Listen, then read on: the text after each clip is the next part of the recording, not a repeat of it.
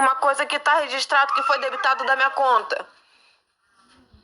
Seria muita cara de pau a pessoa tá aqui perdendo tempo e fazer vocês perderem tempo também. Falando que não pagou, sendo que... Entendeu? É débito em conta, moça, pelo amor de Deus. Foi débito... Cala a boca, vocês que eu tô no telefone!